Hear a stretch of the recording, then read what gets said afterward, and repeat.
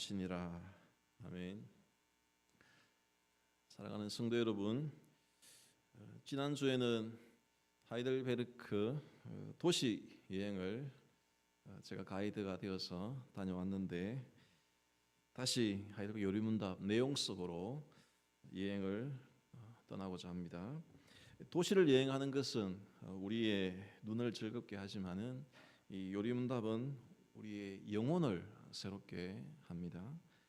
도시 여행은 추억을 남기지만은 요리문답은 추억보다 아름다운 신앙을 우리에게 남겨줍니다. 그리고 도시 여행은 며칠이면은 끝나게 되지만은 이 복음을 배워가는 여정은 우리 평생 신앙의 여정에서 계속 이어집니다. 오늘도 이 요리문답 표현에 주목을 하면서 내용을 감상하고 또 구경해 보도록 하겠습니다. 준비가 되셨습니까? 예. 지금 우리는 요리문답이라고 하는 큰 산맥을 등반하고 계시다고 보시면 되겠습니다. 그 산맥 중에 사도신경이라고 하는 이 산을 이제 우리가 지나고 있는데, 한 산봉우리가 3개 정도 되시면 된다고 보시면 되겠습니다. 성부, 성자, 성령 하나님에 대한 고백을 배우고 있는데, 우리의 유일한 중보자 되시는 예수님, 성자 하나님에 대한 봉우리를 고지를 지금 우리가 올라가고 있습니다. 지난 시간에는 예수님의 동정녀 탄생을 배웠고, 이제 오늘은 예수님의 행적에 대해서 들어가게 됩니다.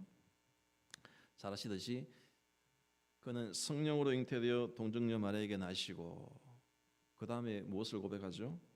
본디오 빌라도에게 고난을 받으사. 이 사도신경은 예수님의 탄생을 고백하고 나서 곧바로 고난으로 바로 이어집니다. 그래서 이 탄생하시고 나서 고난 사이에 있는 그 십자가 지시기 전까지의 지상 사역은 그러면 중요하지 않는가? 이런 오해를 불러일으키도록 합니다. 그런데 우리가 이 사도신경 이 고백하는 내용들은 성경의 모든 내용을 다 포함시키지 않고 있습니다. 웨스트민스터 소요리문답 보시면은 성부 하나님을 이렇게 설명하고 있습니다. 하나님은 영이시고 그의 존재하심과 지혜와 권능과 거룩하심과 공의와 선하심과 진실하심이 무한하시고 영원하시고 변함이 없으신 분이시다. 이렇게 자세히 고백을 해야 되는데, 이렇게 만약에 사도신경의 내용을 담았으면은 지금보다 한 10배 이상 길어지지 않겠습니까? 이 자세한 고백을 담는 것은 신앙 고백서의 역할이고, 이 사도신경을 포함한 신조가 가지고 있는 것은 핵심 내용을 짧게 요약적인 진술로 담아내는데 그 목적이 있습니다. 그래서 사도신경은 성부를 고백할 때에 3가지로 전능하신 분, 천지를 만드신 분, 나의 아버지가 되시는 분으로 요약해서 고백을 하고 있습니다. 따라서 이 성자 예수님에 대한 고백도 탄생에서부터 갑자기 십자가로 건너뛴다고 해서 그 사이에 있는 예수님의 지상 사역이 무의미하다거나, 예수님이 십자가 지실 때부터 속죄 사역을 시작하셨다거나 이런 의미가 아니라고 하겠습니다. 오해하시면 안 되겠습니다. 오늘 37문 내용을 다시 한번 보시면은 그러한 오해에 빠지지 아니하도록 이런 표현을 담고 있습니다. 그리스도는 이 세상에 사셨던 모든 기간에, 저 부분이 어디로 연결됩니까? 모든 기간에 모든 인류의 죄에 대한 하나님의 진노를 몸과 영혼에 짊어지셨습니다. 그러니까 예수님의 속죄 사역이 십자가에 달리시는 그 시점부터 시작된 것이 아니고 이 세상에 사셨던 모든 기간에 걸쳐서 진행이 되었다 하는 뜻입니다. 다시 말하면 예수님은 탄생하실 때부터 인류의 죄점을 지시고 이 땅에 오셨다 하는 것입니다. 지난 14주일 떠올려 보시면 중보자의 동정녀 탄생을 공부하면서 둘째 아담으로 오신 예수님께서 첫째 아담처럼 어른의 모습으로 성인으로 등장하지 않으시고 왜 어린아이로 오셨는가? 이유가 있다고 했습니다. 예수님이 마리아의 태중으로부터 나신 것은 우리의 생명이 시작되는 자리부터 우리가 죄인인 것을 보여주시는 것이고 우리의 출생에서부터 속죄 사역이 필요하다는 것을 보여주시기 위해서 구원자께서 아기의 모습으로 오셨다고 했습니다. 그러므로 예수님은 십자가에 달리실 때부터 우리의 죄짐을 짊어지신 것이 아니라 이 땅에 오실 때부터 죄인의 모습으로 오신 것이고 죄인처럼 되기 위해서 오신 것이고 그것을 잘 보여주는 성경의 한 장면이 요단강 세례 장면이라고 할 수가 있겠습니다. 예수님이 세례 요한으로부터 세례 받으실 때에 그 예수님의 세례는 우리가 받는 세례와 의미가 전혀 다릅니다. 세례는 죄인이 받는 것인데 죄 없으신 예수님이 세례를 받으신 것은 우리가 받는 세례와 반대의 의미입니다. 어르신 예수님께서 죄를 뒤집어 쓰시는 장면이 예수님의 세례 의미입니다. 요단강에서 세례 요한 예수님의 머리에 손을 얹는 그 장면은 세례 요한을 포함한 모든 죄인들의 죄가 예수님에게로 넘어가는, 인류의 죄가 예수님에게로 증가되는, 세상 죄를 짊어지고 가는 하나님의 어린 양 되시는 장면을 보여주셨습니다. 그러므로 예수님께서는 공사역 시작부터, 아니 그 이전부터 모든 인류에 대한 하나님의 진노를 자신의 몸과 영혼에 짊어지시고 죄인이 되셔서 죄인들을 만나시고 제자들을 가르치시고 십자가를 향한 길을 죄인의 모습으로 걸어가셨다 하는 것을 분명히 하시길 바랍니다. 그런데 사도신경이 이렇게 중간의 내용을 뛰어넘는 것은, 곧바로 십자가로 넘어가는 것은 십자가형이 판결되고 집행되는 그 과정에서 예수님의 속죄 사역이 너무도 구체적으로 드러나기 때문에 뒷부분에 곧바로 진행을 하고 뒷부분에 집중을 하고 있는 것입니다. 이어지는 38문, 39문이 그 내용을 담아내고 있습니다. 38문을 보시면은 여러분 사도신경에서 예수님 외에 사람 이름이 또 한 명 등장하는데 누구입니까? 본디오 빌라도입니다.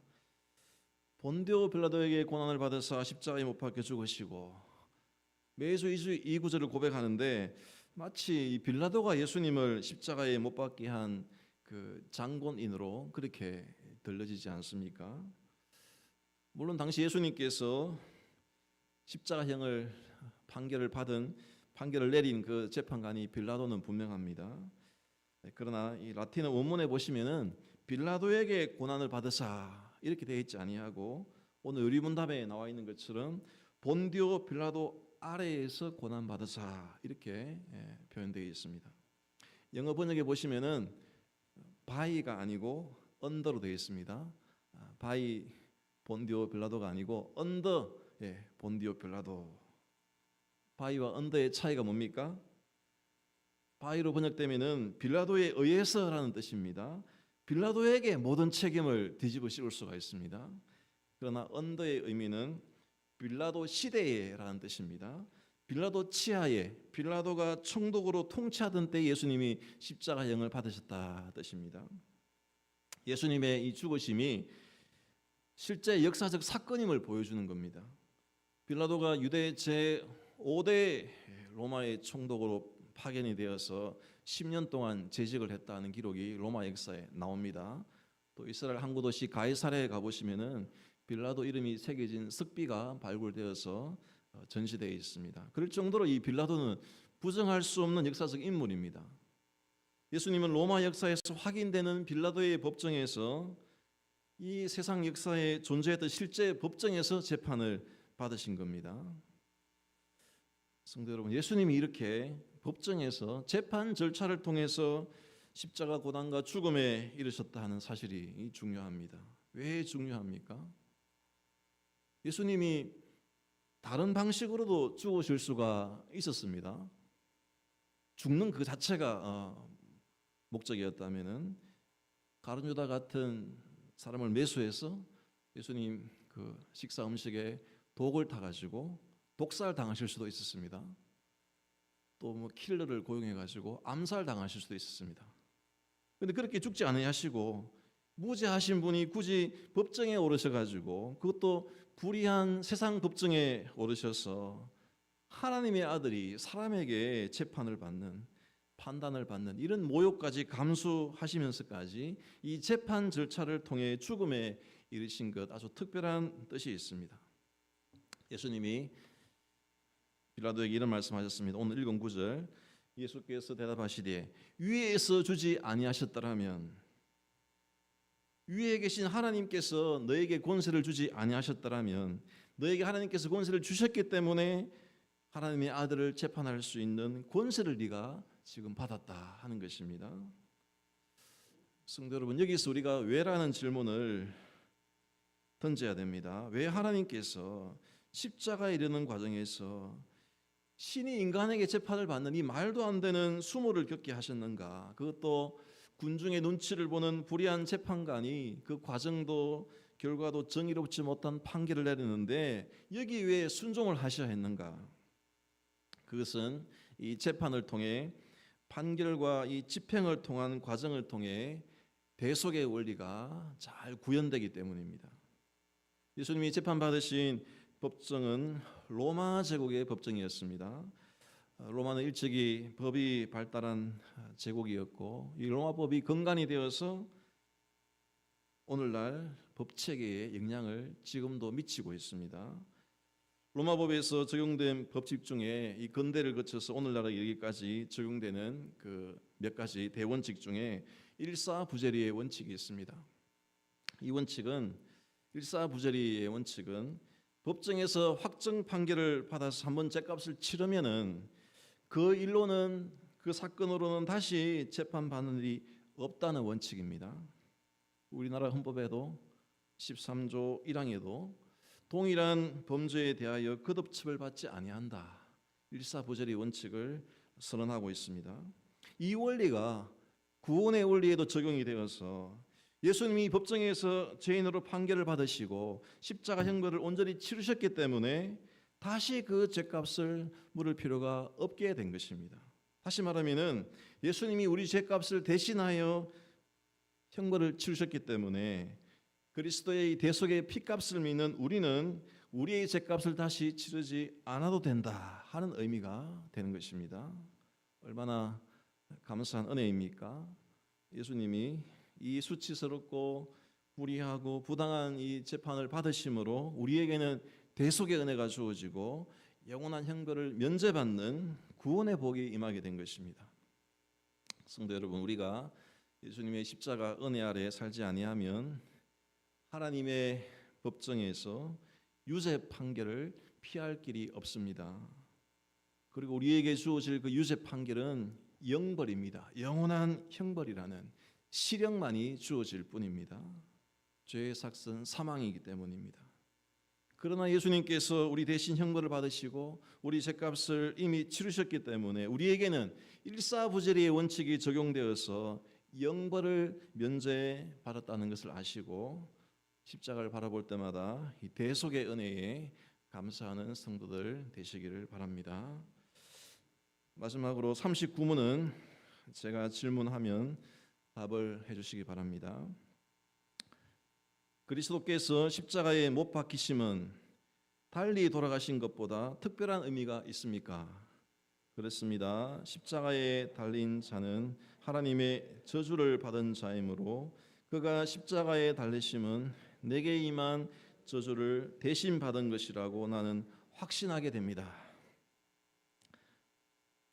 조금 전에 38문의 질문은 왜 예수님이 이 법정에서 재판 과정을 통해서 형벌 받으셨는가? 이 재판이 가진 의미를 살펴보았다면은 이제 39문은 그러면 재판에서 내린 그 형벌이 왜 하필이면 십자가형을 받으셨는가? 십자가형 외에 다른 형벌로 다른 형벌 처형으로 돌아가실 수도 있지 않았겠는가? 이런 질문입니다. 로마 법정에서 이 사형을 집행하는 방식이 십자가형 외에도 많이 있었습니다. 제가 찾아보니까 참수형도 있고 화형도 있고 교수형도 있고 또 자루에 넣어서 묶어가지고 바다에 던지는 익사형도 있고 또 원형 경기장에서 검투사와 싸우게 하는 검투사형, 맹수와 싸우게 하는 맹수형, 뭐 엄청 다양했습니다. 그런데 그 중에서도 가장 고통스럽고 수치스러운 십자가형을 당하신 것입니다. 로마 입장에서는 로마 황제 시저를 섬겨하는 그 시대에 예수님이 유대인의 왕을 자처했다는 이유로 역모를 꾸몄다는 그 정치범으로 몰아넣어서 이런 극형을 처했던 것입니다. 그런데 오늘 이 요리문답은 예수님이 이 십자가 형벌을 받으신 이유를 로마법에서 찾지 아니하고 구약의 율법에서 찾아내고 있습니다. 저주라는 단어가 율법에 나옵니다. 신명기 21장에 나무에 달린 자는 하나님께 저주를 받았음이니라. 이 구절에 근거해서 요리문답이 저주라는 단어를 사용하고 있습니다. 십자가에 달린 자는 하나님의 저주를 받은 자라. 그가 내게 임한 저주를 대신 받은 것이라. 성도 여러분, 이 예수님의 십자가형은 로마 법정에서 내린 형벌이지만은 이것은 하나님의 섭리로 인해서 구약의 율법이 규정하는 형벌이기도 합니다. 십자가는 나무에 달린 형벌입니다.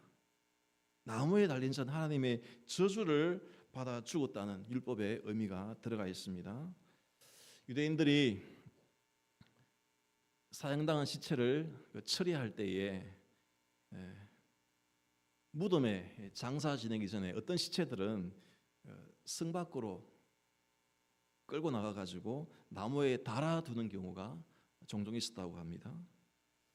거기에는 하나님께서 이 사람의 영혼도 심판해 주시기를 바란다는 그런 의미로 그렇게 시체를 처리했다고 합니다. 그러니까 이런 뜻입니다. 하나님, 이 죄인에 대해서 육신에 대한 형벌은 사람이 내렸습니다. 이 사람의 영혼에 대한 형벌을 하나님께서 내리셔서 진노해 주십시오. 이 죄인은 성 안에서 같이 살 수 없는 자이기 때문에 성 밖으로 끌어내어 놓습니다. 하늘에서도 이 사람을 받아들일 곳이 없음을 하나님 보여주십시오. 우리는 이 사람을 육신의 심판을 했는데 하나님께서는 이 사람의 영혼을 심판해 주십시오. 그런 의미로 성 밖으로 끌어내어서 나무에 달아서 모욕을 주고 처리를 했다는 겁니다. 실제로 우리 예수님이 십자가형을 언도받은 그 빌라도 재판정은 성 내에 있었습니다. 구체적으로 안토니아 요새로 추정이 됩니다. 그리고 나무에 달리신 그 골고다 언덕은 성 밖에 있었습니다. 그러니까 예수님께서 유월절 그 어린 양이 제물로 바쳐지는 성내에서 제물로 드려지는 그 시간에 예수님은 예루살렘 성 안이 아니라 성 밖에서 나무에 달려 돌아가셨습니다. 그것을 히브리서에서는 성문 밖에서 고난을 받으셨느니라 기록을 하고 있는 것입니다. 성 밖에서 나무에 달리심으로 율법대로 하나님의 저주를 받으신 것인데 우리 대신 저주를 감당하신 것이 영문 밖에서 나무에 달리신 의미가 있는 것입니다. 성도 여러분, 예수님의 이 십자가 고난과 죽으심은 저와 여러분의 대속을 위해서 하나님의 섭리 가운데 이루어진 사건입니다. 유대인들이 유대법에 의해서 예수님을 죽이고자 했으면은 그 죄목은 신성모독죄가 적용이 되어서 돌에 맞아 죽는 죽음을 당하셨을 것입니다. 그런데 유대인들이 자기들의 손에 피를 묻히기 싫어가지고 예수님을 로마 법정에 넘기는 바람에 로마의 형벌로 십자가형을 받으셨는데 그 의미가 구약적으로도 하나님의 저주를 받는 율법적 의미가 내려지는 그런 의미가 이 십자가의 의미에 부여가 된 것입니다. 이 모든 과정이 하나님의 섭리 가운데 진행이 되어져서 로마 법정에 서심으로 일사부질의 원칙이 적용이 되고 그래서 다시 우리가 형벌을 받을 필요가 없도록 하시고 나무에 달 하나님의 진노를 받으심으로 우리가 받을 하나님의 진노를 대신 다 받으시게 되셔서 우리의 구원을 이루신 것입니다. 성도 여러분, 이 십자가를 바라보실 때마다 구원의 원리가 십자가에 있음을 아시고 대속의 은혜에 감사하는 성도들 되시기를 바랍니다. 십자가를 부끄러워하지 아니하고 구원의 능력으로 여기는 성도들 되시기를 간절히 바랍니다. 화답의 찬송 415장 부르면서 구제헌금 드리겠습니다.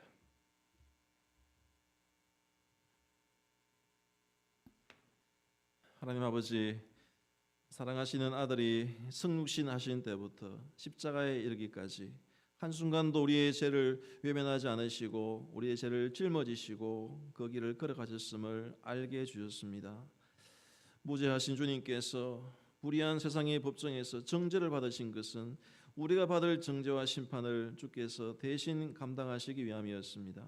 그 결과로 더 이상 우리가 정죄받을 필요가 없게 하셨사오니 그 은혜를 우리가 누리며 대속하신 은혜에 감사하는 삶을 살게 하여 주옵소서.